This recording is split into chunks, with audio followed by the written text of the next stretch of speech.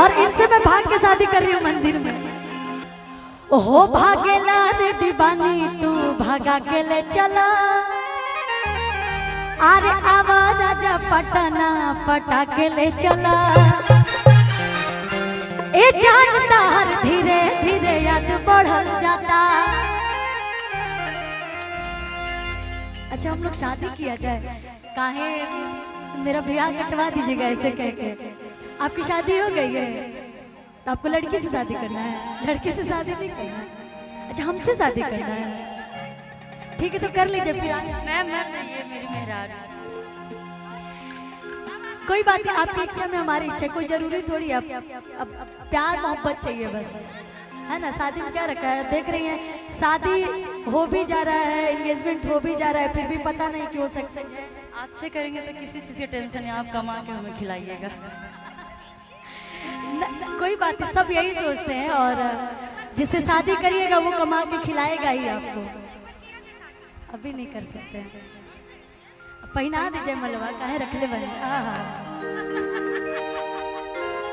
इस पे मैं ये गाना गाऊंगी इतने अच्छा लगे, लेकिन फिर भी गा देते हैं। ले लीजिए ले लीजिए ले लीजिए रितिका जी का कहता है।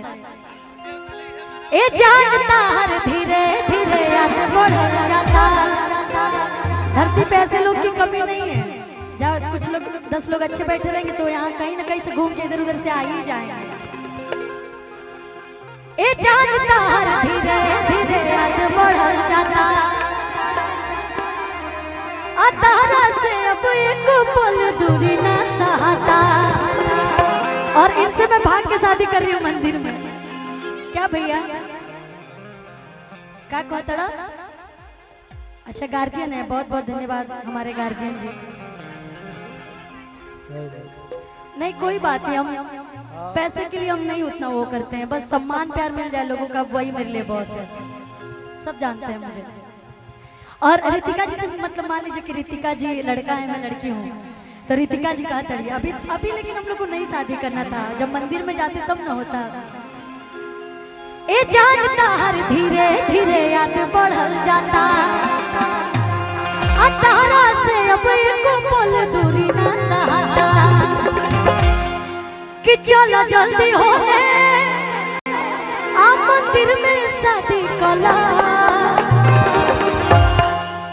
कि चलो जल्दी होने है मंदिर में शादी कला। तब हम कब रितिका जी चले हैं मंदिर में भाग के, भी मड़वा में हमने ब्याह के लेके भाग के। कि चलो जल्दी होने हो मंदिर में शादी कला। हो भागेला रे दीवानी तू भागा के ले चला। आया वाला पता ना पता के ले चला। भागेला रे दीवानी तू भागा के ले चला। आवाज़ ना पता ना पता के ले चला। ए जानता हर धीरे धीरे याद बढ़ल जाता। हर धीरे धीरे याद बढ़ल जाता। एक पल तो से अब दूरी न सहाता। एक पल तो से अब दूरी न सहाता। मेरी शादी संपन्न हो गई है, आशीर्वाद ले लो। नहीं नहीं नहीं, ये आशीर्वाद ये मत दीजिए, डिवोर्स का होगा, प्यार होगा। अबे बाबा ए जानता हर धीरे धीरे याद बढ़ल जाता। जानता हर धीरे धीरे याद बढ़ल जाता। तारा से अब एक पल दूरी न सहाता। तारा से अब एक पल दूरी न सहाता। चलो होने जल्दी मंदिर में शादी कला। रितिका जी ओहो भागेला रे दीवानी तू भागा के ले चला। आया वाला चपटा भागेला रे दीवानी हो भागा के ले चला। आवाज़ ना पता के ले चला।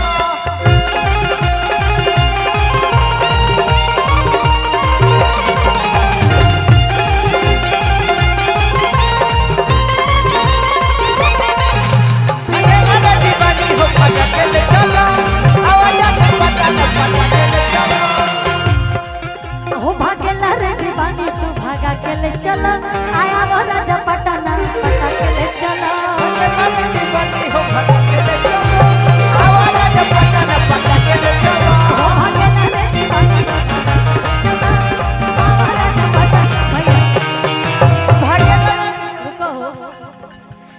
कि चश्मा लगा के हैंडसम लगा तारा साउथ वाला हीरो से न कम लगा तारा चश्मा लगा के हैंडसम लगा तारा साउथ वाला हीरो से न कम लगा तारा कि ताहर के दिल हमरे हमें करे तो सब तोहरे के दिल हमरे हमें करे तो सब लगा तारा के दिल हमरे हमें करे तो सब लगा तारा हाय हाय हाय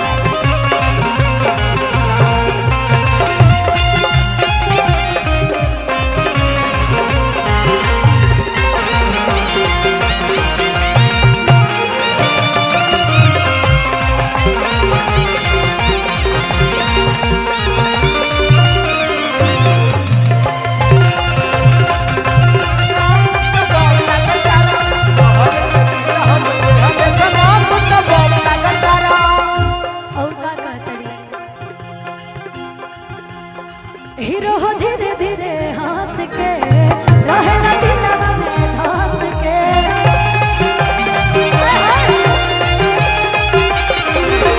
हीरो हो धीरे धीरे हंस के रहेला दिलवा में धंस के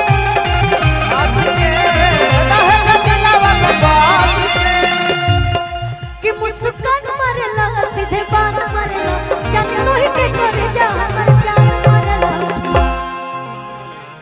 और मैं सुनी हूँ कि हमारे अभय भैया बहुत लोग के मुंह से सुने कि भैया को लोगों ने बहुत समय से ऐसे ही देख रहे हैं ऐसे कैसे ही दिख रहे हैं जवाने बड़ा कि सेठ का के दाढ़ी चमचम लगा तारा अब फोटो में भी देख ले चाहे रियल में फोटो ज्यादा रियल में अच्छे लग रहे हैं 60 में 16 से न कम लगता रहा भैया के मेरा ने हमारे भाभी कहते हैं कि हम है मामाले तू धरम लगा तारा कि तारे के दिल हमरे हमें करे तो सब तारे के दिल हमरे हमें करे तो सब लगा तारा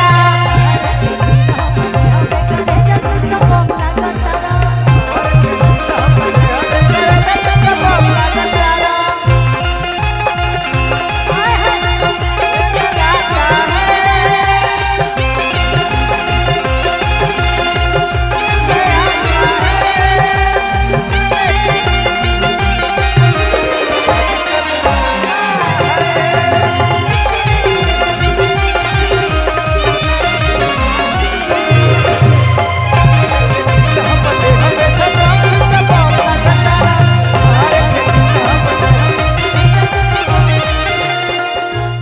चूंकि हम रहे वाला उत्तर प्रदेश के हैं लेकिन बिहार से हमरा इतना लगाव हो गया बा बिहार के लोग से तो एगो गीत हमारा आई